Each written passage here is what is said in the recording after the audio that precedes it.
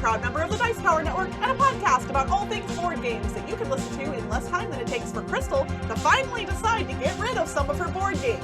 Yep, that's me. Board Game Blitz is sponsored by Grey Fox Games. This week, we're talking about how to let go of games you own. First, we discuss a couple games we've played recently, like That Time You Killed Me, and Time Stories Revolution, the Hadal Project. Then, we revisit a topic that we discussed 100 episodes ago, Culling, a board game collection. And now, here are your hosts, Ambie and Crystal. One quick announcement before we hop into the main episode, and that is that a little more than a week from when this episode releases, I, Crystal, will be at PAX Unplugged! Yay! It's my first board game convention since the pandemic started, and I'm really excited to go see friends and publishers and just play some games and lots of fun stuff. I'm going to be meeting with some publishers. If any publishers are listening to this and would like to show me any of your new stuff, old stuff, upcoming stuff, whatever you've got, feel free to reach out to us, boardgameblitz@gmail.com. Otherwise, if you're just somebody who's going to be attending PAX, please come say hi to me. And I don't want to hear after the fact that you were like, oh, I saw Crystal, but I she was busy or she looked busy. Like, come say hi to me, please. I need social interaction. It's been too long. So yeah, hopefully I'll get to see a bunch of you all there. And if you are in a place where you're not comfortable traveling and being in large groups yet, I 100% understand. I get it. And hopefully I'll get to see you at an event in the future. I just got a review copy of That Time You Killed Me from Pandasaurus Games. So That Time You Killed Me is a new game published 2021, designed by Peter C. Hayward and published by Pandasaurus Games. It's a abstract game about time travel, 2-player abstract strategy game. So I usually don't play that many abstract games, but That Time You Killed Me was the most thematic abstract game I've played, which I guess isn't saying much because I haven't played that many abstract games. But but that's still saying something, that there is theme involved, because most abstract games, have very little theme. Yeah. So the theme is that both of you are were friends, I guess. One of you invented time travel, and then the other one went back in time using the time machine to kill the inventor of time travel, and then claimed that they invented time travel. And so no one knows who actually invented time travel because we keep just going back and killing each other and claiming that we're the inventor of time travel. So very good people, obviously. Yeah. So there's this letter in the instructions. There's a lot of flavor text in the instructions of some mysterious person that's one of our friends, I guess, saying we need to figure out who's who, and it's a letter sent back in time, and that's throughout the rules, the writing from this person. And so that's the flavor text. And the way the game works is there's 3 different boards. There's the past, present, and future, and you have a bunch of pawns. So you start out with 1 pawn on each board for each player, and you can move around and you try to squish the other person. The basic rules are you can move and try to squish the other person to kill them, and you want to kill all of their instances on 2 out of the 3 boards. So they're only in 1 time period, and then you win. You can travel backwards in time though, or forwards in time as one of your actions. To move forwards in time, you just move from one of the past boards to a present board or present to future. But if you travel back in time, then you move back, but then you also place a new pawn where your pawn was, because that makes a clone of yourself moving back in time. Since that they sense. age. Yeah, that's logical. Yeah, so that makes sense. And then you have a limited supply of pawns. So if you run out of those, and whenever you kill someone, you kind of capture their pawn so they don't have it back. But if you run out of pawns, then you can't travel back in time anymore. So I guess that's kind of your traveling energy. I don't know what that is, but yeah. So I played with Toby a couple times. There's actually 4 it's kind of like a campaign game. There's 4 chapters to it, and each chapter has different rules that you play by. You pick one of the chapters to play. Well, you play in order, but each one is separate. After you finish chapter 1, chapter 2, you put away the chapter 1 stuff. And they each add different things and different ways to kill people and different things that you can move. So we played chapter 1. It felt like an abstract game when you're playing. So it didn't feel super thematic while playing. So Toby was kind of disappointed because he expected it to be more thematic. He also didn't read the rule book. So reading the rule book made it feel more thematic, I think, to me, because that was kind of fun reading all the flavor text. And I tried to explain it to him with the flavor text, but still playing the game, itself, it's an abstract game and you have perfect information, which doesn't really happen in real life time travel, as we all know, because we've all done time travel. Oh yeah, totally. Yeah, every Yeah. time I time travel, I don't have perfect information. Yeah, so so that part, because I guess like each copy of yourself wouldn't know what other people are doing, I think. I don't know. So yeah, that part, it feels like an abstract strategy game. And it's also a campaign, so you kind of want to play with the same person over and over. I don't want to like give any spoilers, but I read through the rules to see like what else it has, because I'm not sure if Toby's going to play the rest of it with me. But it will add more things, and it's kind of like legacy / campaign. You don't destroy anything, but there are achievements and stuff. So is all of the information open as well as like during the game? Yeah, each game is going to be open information, but like there's new things that you open and add to the game. Okay. And so like you could get like special powers or something, but like each game in itself is open information. Well, the reason I ask is because if Toby's not interested in it, but you kind of are still at least curious, like I would, if maybe we could play that over a stream, like you could just yeah, that's what I was thinking. If we can schedule that sometime. I know scheduling things is tough. Yeah. But I don't own the game, and you and I have actually played a couple of abstract games together in the past. Yeah, like at BlitzCon, we had some stuff in the Play to Win library that we played, and so I know that I enjoy playing abstract games with you. So yeah, and yeah, I was thinking of that, but like I did want to talk about it on the podcast because it's out and now, and if you want it in time for the holidays or something. But that's my first impressions. Like if you like abstract strategy games and you like the idea of an abstract strategy game with like a little more theme and flavor text, it actually has really good components too. And then also you're playing with the same person multiple times in a row, so it has like a campaign with that same person. Then That Time You Killed Me is pretty good, I think. Would you say like if somebody has like an uncle or a grandpa or somebody that likes, chess, checkers, those types of games, is it easy enough rule-wise to teach to somebody who isn't a hobby gamer? Yeah. Okay. At least like the first parts. And then, because each chapter adds on different rules. So like the basic rules are very simple. And then the chapters add on a couple of rules each. So you know the basic rules, and then you just add a couple of rules, and that's pretty easy. Oh, nice. And then it has the feel of like a chess-like game. I mean, I'm not very good at chess either, but like it's like the planning ahead, trying to trap your opponent, and then you're trying to like make them run out of their pawns so that they can't travel through time anymore, and then you trap them in the future or whatever. I managed to do that in the second game. Nice. Yeah. I'm very much, when I play abstract games, it's hard for me to see like multiple moves ahead. I'm always just like thinking in the moment, and then all of a sudden so I'm checkmated. And yeah. Well, the first game I played, like, yeah, I lost terribly, but like I saw the moves. I was like, oh yeah, like Toby can kill me there. But I was thinking like, oh, that's okay. But then it wasn't okay. Whoopsies. Because then I lost. I'm like, oh, whoops. But yeah, that's That Time You Killed Me. The 2-player abstract game, but like time travel themed. And yeah, it's pretty cool. Well, speaking of time travel, Ambie, those who have been listening to the podcast for a long time have heard both you and I in the past review Time Stories, which is a series of games from Space Cowboys. They had a white box series of games where you purchased the first box and then you bought expansion boxes that included new components and new scenarios, and then you used the components from the original box with the expansion stuff to play all the scenarios. In fact, you and I actually did a spoiler cast about I think 3 or 4 of the scenarios that we had played at the time.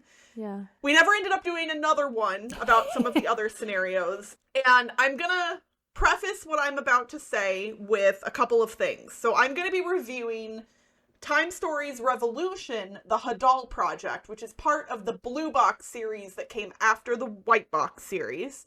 I am not going to spoil anything specific in this game. There are spoilers. I'm not going to spoil anything specific, but I will be giving some generalities. I would say almost everybody, you do not need to worry about anything I'm about to say. unless you just really somehow desperately want to play this and haven't played it yet. But I am hoping that there are people like me out there who played some or all of the White Box series and have been sitting around curious about the Blue Box series and wondering... That's me, yeah. Yeah, like Ambie said before we started recording, like, oh yeah, that's me. Like, most people, myself included, think that the White Box series ended horrifically. Like, it was one of the most disappointing gaming experiences I've ever had in my entire life, and I am not exaggerating. Like, it is hard for me to imagine any experience that will disappoint me more than the finale of the White Box series. So I went into the Blue Box series with pretty low expectations, and I still came away incredibly disappointed.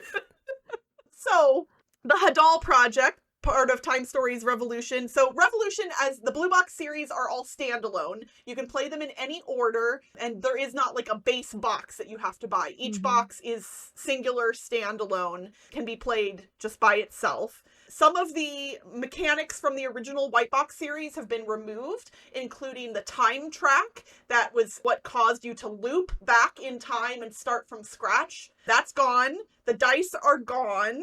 Like, most of the main mechanics of the original game have been removed, and there are some things that have replaced them. Most notably, there is a resource in the game called Azrak, and it's these little blue gems, and they're basically like your time energy. So instead of spending time on a track and moving a counter down a track, you spend gems when you have to spend time. And so if you don't have gems, then you can't do certain actions, or you have to refresh your supply of gems. Those gems also help you mitigate tests that you have to complete during the run. So whenever you have a test that you have to complete with your character, you can use your Azrak to make it easier, theoretically. The reason you need to sometimes make it easier is because either your skills aren't good enough to begin with, or because you have to watch out for the modifier deck. So instead of having dice rolls as a randomness thing, there's a small deck of like 8 cards that have modifiers on them ranging from -2 to +2 and everything in between. And every time you do a test, you have to flip over a card from that deck. So your tests are going to randomly get modified every single time, which is incredibly frustrating because all of the tests that you have to do, the skill checks basically, often have a few different things that can happen at the end of it. If you get lower than the number you're supposed to get, then you get kind of a crummy reward. If you get higher than the number you're supposed to get, you kind of get like a medium reward. And if you hit the number dead on, you get a magical awesome reward. Oh, God. And like, but that's almost impossible to do because of the modifier deck. So like, we would like boost up over the top of our number just to be safe, and then a +2 would come out. And it's like, okay, well, that was a waste. But like, needless to say, the skill checks were too easy for that reason, because we could use our Azrak to like boost ourselves up.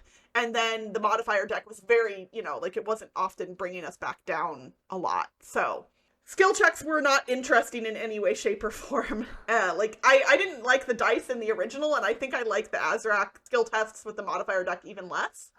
This scenario specifically, the Hadal Project, I felt no emotional connection to the story or the characters that we encountered or the receptacles that we were embodying. In the original Time Stories, you could jump from receptacle to receptacle between runs. You could basically switch your character. And in this game, you don't switch characters. You just pick one and keep it. And you would think that that would get you more invested in it.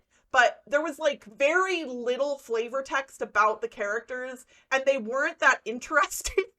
Like, they were pretty boring. Oh, and the artwork was objectifying on the female character in a pretty extreme way, and I was like taken aback by some of the choices in the artwork. I was like, are you kidding me right now?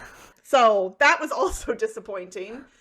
The overall, this is not a spoiler again, but the overall story is that you're on an underwater science station, and there was an accident recently that knocked out one of the tunnels in the station, and that tunnel's being repaired, and your team is there, and you are trying to solve a global pandemic by finding a cure for it. And that's the theme.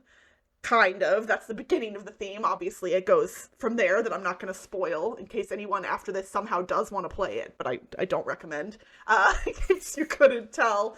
We had a lot of questions about the rules as we went, and there were a lot of things in the rulebook that were hard to find, including, specifically, we played with 3 players, and there are modified rules if you're playing with 2 or 3 players, but they have those rules split up into different sections of the rulebook, so we missed a key thing that you have to do if you're playing with less than 4 players, because it was in an entirely different section of the rulebook, and we got stuck as a result, and had to, like, figure out, like, we couldn't progress, we couldn't do anything, and then we found out later that there was a section in the rulebook that had something different, and then we were able to fix it. But, like, we ended up cheating our way through a couple of things like that because we just didn't know what else to do. The glossary in the back of the rulebook was a little bit helpful. I'll give that credit. Like, when we did have questions about a specific term or things like that, the glossary was pretty helpful. The experience just got less and less enjoyable the more we played. Like, I kept putting my head down and, like, sighing and just telling my friends, for the record, I'm enjoying playing this game with you all, but gosh, this game sucks. Like, I was just mad. Like, it's weird for me to feel offended by a board game because that's a silly thing to say, truly, and I get that. I appreciate that. But, like, I think it's because Time Stories as a whole started off so good that, like, it is actually bothersome to me that seemingly Space Cowboys has just stopped caring about this game series at all. Like, that's what it feels like. I'm not saying they actually don't care, obviously. I'm sure there are a lot of people who put a lot of work into this game, and I don't want to discount that, but there is too much wrong for what it is. And I cannot recommend it at all. And I don't often talk about games I don't like here on the podcast, but I had to because I imagine there are other people like me who were, like, curious about it. And I will say, I am not playing a single other Time Stories game at all, no matter what, going forward. Like, they have lost me. Like, they already lost me after Madame, and then it was, you know, time passed, and I was like, okay, let's give this a shot. Never again. Never. Like, never again. Like, I can't fathom a world in which I play a new Time Stories game going forward. Wait, so is there still, like, the time travel and you have to repeat the same thing? Nope. It's weird because that doesn't exist anymore since there is no time track. You have a mechanic via which you can refresh your Azrak, and you can only do that a certain number of times. But like, it's no longer time travel or something? It is, technically. Like, you are in receptacles in the year, I think it's 2099. Oh, but it's just like a one-time loop. There is technically a little bit more to it than that I'm not going to get into because, again, I do want people to be able to play this if they want without having it spoiled. There is a little bit more time travel-iness included, but I can't describe it without spoiling part of the plot. But it's not like the original where you actively choose, basically, to go back to the beginning. Like, you travel back to the beginning of what you were doing. It's you just keep pushing forward. And that's honestly another problem with it is, in the original game, when you stumbled across a thing, and you're like, oh, we need this special artifact to do this one task, but we don't have it. But, oh, I saw that artifact at that other location. Then, when you loop back around and do the whole thing again, you pick up the artifact when you go there, and then you can progress. But in this game, we often were like, where should we go next? We don't know. Like, there was very little clear direction into what to do and why to do it. And we just didn't care at all. Like, truly. And I know that my experience is shaded by my feelings about the White Box series. I can't tear those two things apart in my head. It's impossible. So I wonder also if part of it is because, like, there's so many other games that have come out that give the experience that, like, Time Stories started with. Time Stories was like the first one. So I wonder if you, like, had gone back and played Time Stories now for the first time, if it would have been as good. That's a really probably good point. Not. Yeah, because the original Time Stories came out in 2015, 6 years ago. And it feels like a lot of more interesting narrative driven cool mechanic games have come out since then. I would actually love to hear from somebody who, like, today, like this year, this, you know, whatever, like played the first Time Stories scenario, the white box one, for the first time, I would really be curious to know what their thoughts on it are, because I adored Time Stories in the beginning. You all, if you listen to our old podcasts, you'll hear I was completely in love and so excited to play more scenarios, and it just got worse and worse and worse over time. And the Hadal Project most certainly does not redeem Time Stories for me, which honestly bums me out hard because I loved it so much at one point. That's why I think I'm so disappointed and offended by the game. It's weird to use the word offended, but I am. Like, I'm mad at this game, and it makes me sad. I don't know. So, needless to say, the Hadal Project, not a winner, and I do not recommend whether you've played Time Stories or not. I think there are much better games for people to explore at this point.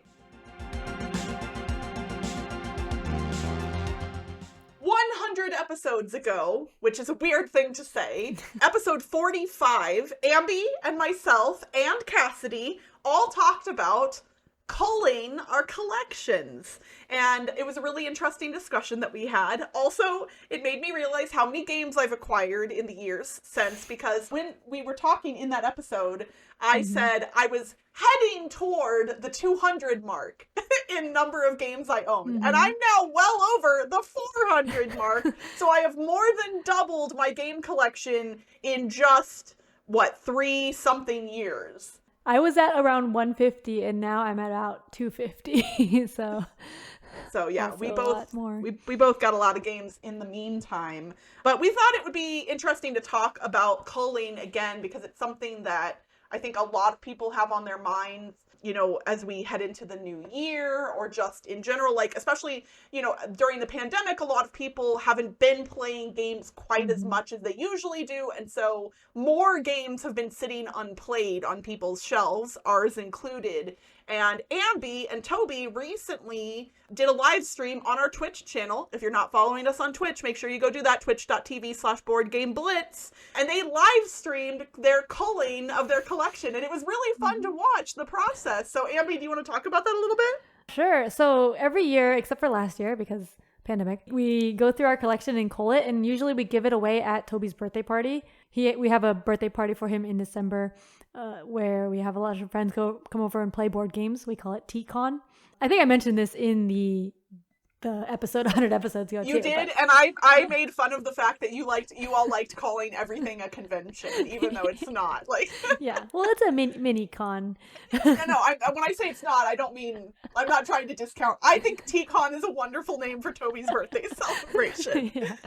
But yeah, so in previous years we had raffles. And each person would get a game. And a couple of years ago, I think each person got multiple games. We made like packages of games because they had more games. And this year, we have like 60 games in our pile of that we're getting rid of. So, and we're not having that many people over because it's still like kind of COVID stuff. So, yeah, everyone's going to get a lot of games, I think. Well, that's pretty exciting for your friends. Yeah. So we get rid of a lot of games that way. We try to keep it down. We have a couple of Calyx shelves that are like 2x4s, I think. Yeah, 2x4s, and then 3 2x4s and 1 1x4. That's how many Calyxes we have. So yeah, they were overflowed, and I had like games on the floor and upstairs in our room, and so we're like, okay, we really need to cull now because we are way out of space. But I think we culled down so that we have enough space for the games we have, which is nice. But yeah, like for how we choose what to cull, we didn't have like a super big process on the stream. I think we were just going through it and be like, Toby would go through and see like, okay, this one, and then get rid of it, and then I would either agree or disagree. So if we both agree that we can get rid of it, then we got rid of it. If one of us didn't want to get rid of it, then it would go on the maybe pile, or like we'd come back to it later, depending how strongly the wanting to keep was. But things that I think about are, I actually talked about this on a Board Game Breakfast segment last year. So some things I think about is if we like the game and if we play it, like if our copy, specifically our copy, because if our friend owns the same game and we only play the game with our friend with their copy, like then we don't need a copy of that game, even if it's like one of our favorite games. That's how I was with Tokaido. I was like, the only time I play Tokaido is with my friend who loves Tokaido, and they own it, so I don't need to own it, even though I really like the game. And also, like, when we think about buying games, I always like bring that up too because Toby was thinking of buying Sidereal Confluence because he likes that game a lot. I like it okay, but like we mostly just play it with our friend who has it and it's his favorite game or like one of his favorite games. So like we always just play it with him with his copy. I think he has 2 copies or something. So I'm like, we're never gonna play it if we get a copy. Like who else would we play it with? And he's like, oh yeah, you're right. So he didn't buy it. So that's a way to cull. Just don't buy it. Pre-culling is what that is. Yeah, pre-culling. Yeah, but I guess we're not very good at that because we both like almost. Or you doubled your collection, I almost doubled my collection. Yeah. Well, I guess getting review copies also contributes to that. A little bit, yes, but truthfully, most of my acquisitions have been purchased by me. So I can't blame publishers for most of my growth in my collection.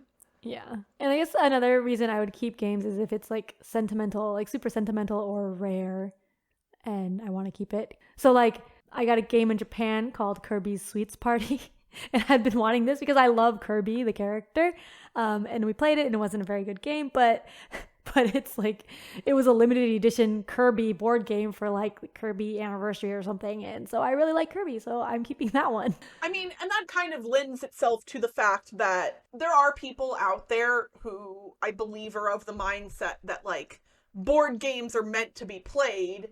And so if you're not playing them, what's the point? You know, it's the same people who are like, you know, why would you buy Funko Pops and keep them in the box? You know, you're defeating the purpose. It's a toy. You should play with it, kind of a thing. And in my mind, obviously, we love playing board games. We have a board game podcast, for goodness sakes. But like, we call it a board game collection for a reason. Like, you are, like, for me, I get joy out of acquiring games. Like, obviously I enjoy playing them, but I also enjoy getting new games and collecting them and like getting a variety of games. And I don't always buy a game solely because I want to play it. Now, obviously that's usually the primary driver. Like, I don't buy games that I don't want to play, but I will buy games for a variety of reasons on top of the fact that I want to play them. Like, I want to support the designer of the game, or the publisher, or the artist, or it seems like something that a friend of mine would enjoy, and so I get it so I can theoretically show it to them. Like, there's a lot of reasons to have games in my collection that I might not want to play all the time. And so for me, when I moved a year ago, I technically did cull my collection, but it doesn't count because I still have all of the games because it's the middle of a pandemic and I don't know what to do with them. So when I moved, before I packed to move a year ago, my friend Kathy, I love her so much, she came over to my house and helped me go through all of my games, and we separated out the ones that I was willing to sell, trade, you know, donate, whatever. And so those went into separate boxes from the rest of my games, and they are in the garage. They're not even in the house. So when I say I own more than 400 games, there's actually a lot of that number that isn't even on my shelves. It's like in the garage. Okay. So I did technically cull. I know I say I never cull my collection, but I kind of did. I figure maybe I'll bring them to Dice Tower West, but honestly, a lot of the games that I've culled, because I haven't ever culled before, a lot of the things in there are things that most hobby gamers either already own or could easily get on their own elsewhere. They're not things that you are in high demand. Like Seven Wonders is a great example. Good game. I enjoy playing it. I just never play my own copy, so there's no reason for me to keep it. Yeah. Who am I going to sell Seven Wonders to? Honestly, that feels like next time my neighborhood does like a garage sale, I should just put out some like a table and say $5 or free to somebody and like give some of those games away. And you know, if people end up not playing them, that's neither here nor there. But, like, I don't know what to do with a lot of those types of games. Yeah, I wonder if you can, like, donate them to Board Game Cafe or something. Yeah, maybe. No pun included, just did a YouTube video where they culled half of their collection. So their method for culling was very harsh because they were doing a target number, which I never do. We don't do, like, a target number. And we're going to link to that video in the show notes. Yeah. Y'all should go check it out. They're getting a lot of really positive feedback on that video, and so y'all should definitely go take a look at it. And if you don't know, no pun included, you're in for a treat. Yeah, so, and I think they mentioned that they donate a bunch of them to a Board Game Cafe they also culled a bunch of 18xx games that they're giving to like their friends who play 18xx, because like that wouldn't make sense at a board game cafe. I could possibly also check with local libraries. Or like a library, yeah. Yeah, like, because I don't, truthfully, like, I don't think many of the games in there would be, like, worth any significant amount of money. Like, obviously, if I sold all of them, I could end up with a little bit of cash, but that's not the goal for me. Yeah, same with us. That's why we give them away to our friends. Right. So, and I do want them to go to, you know, a place where they will be loved and used, you know? And for some of those titles, it'll be harder to find that right place. And especially during, you know, since it's been pandemic times, I haven't wanted to, like, go wandering out to a random place or go like meet people to trade things and whatnot. So chances are I might bring some of them to Dice Tower West, like to the flea market there, or like do a math trade or something. I don't know. But culling is difficult for me. I suffer from executive dysfunction, which makes it really difficult for me to complete certain tasks, and going through items and separating them out and boxing them up and then doing something with them after the fact, that's a whole lot of steps that my brain doesn't want to do generally. And so it's a difficult task for me to undertake, which is why it's so nice to have a friend like Kathy, because like if I'm tasked with doing these things on my own, I'll never do them, honestly. Like it's really, really hard for me. So I would say if anybody else out there struggles with stuff like that, find yourself a friend. Even if that friend just sits on the floor and cheers you on while you do the work. Like for me, that sometimes helps. Like just having somebody there to keep me accountable so I don't get distracted and be like, oh, I'll take a break for a couple minutes and play a video game. And all of a sudden it's 4 hours later. You know what I mean? Like, Toby's actually helped me a lot get a lot better at culling, because I'm kind of like a hoarder. I am a little bit too in this regard, so I get it. So with other things, I'm still like not willing to get rid of a lot of other things, but board games, I've gotten a lot better at getting rid of them, because we get new board games and we like playing new ones, and so getting rid of old ones that we don't play isn't as bad for me now, because like we just can't play them all. And so just like cycling through them. I mean, I own more games now than there are days in the year. So like I couldn't even play through my whole collection if I played a game a day. And obviously I'm never going to do that. And we actually haven't gotten rid of the games that we culled yet. They're still sitting on the floor in our game room, and we're going to be giving them away. But we did get rid of some of them. Like a friend came over to play games, and then we're like, hey, do you want any of these games? And so he took a bunch of our escape room type games. Oh, nice. So we have the pile of games that we are willing to get rid of. And then we just, if our friends come over, we're like, hey, do you want any of these? You can pick one. See, that doesn't work for me, because like most of my game group people are not people that have huge collections, and so they don't want more games. And then Greg is my buddy that has a huge game collection. He has all of them already. Yeah. He doesn't need any games. Yeah. Greg listens to the podcast, so Greg, if you want any of my games, you're always welcome to them, although I know you don't need them. I was proud of myself that I was able to make some decisions a year ago. I have to sometimes recognize that, like, it's okay to get rid of a game because I can repurchase it if I really want to. Yeah. I am lucky that I have enough income to be able to buy board games in the first place, and that if, in theory, I, sold or traded a game away and then realized that somehow I desperately needed it back in my life, I'd be able to reacquire it. There are very few games that are impossible to get. Like, I mean, not just because it's my number one game, but like, I'm never giving away Battlestar Galactica, ever. Like, you will have to pry Battlestar Galactica out of my cold dead hands, like, because it's never coming back, and it's very difficult to find. But I don't own a lot of games like that. Almost everything I own, I think the ones that would be hardest for me to get rid of are the ones from overseas, like some of the Japanese games that I own and things like that, similarly to what you mentioned, because those would be harder to reacquire.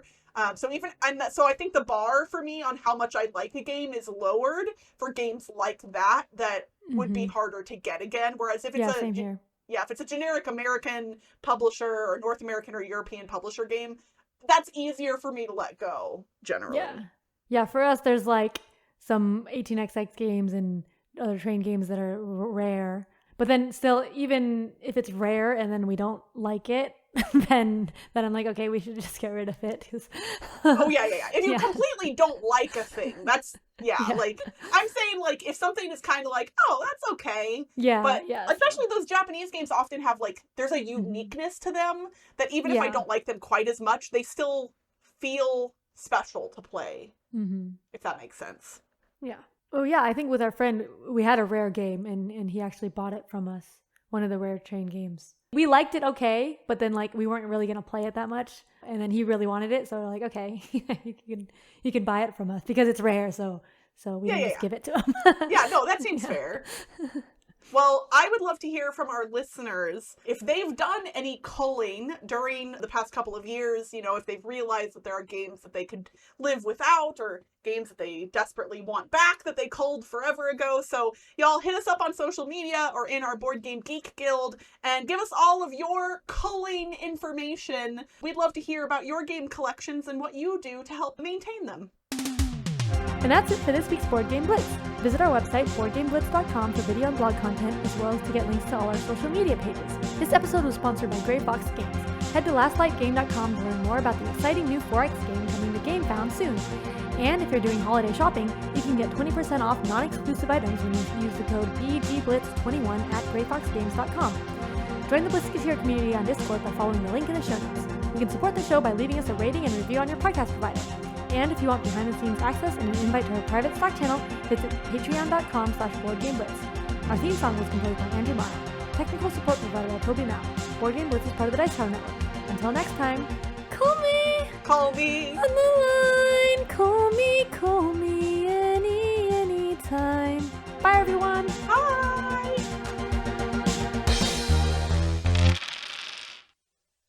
In just a few days... wait, when is time? Hold on. When does this come out? Wait, when is time? Today, I mean, considering the games we're talking about this episode, a week, I don't know. a week, in about a week. That's, okay, I'm gonna start that again. Okay. That all have modifiers on them, ranging from negative... I couldn't hear Okay, Siri's talking. My watch started talking. That was mildly terrifying. That scared me a lot.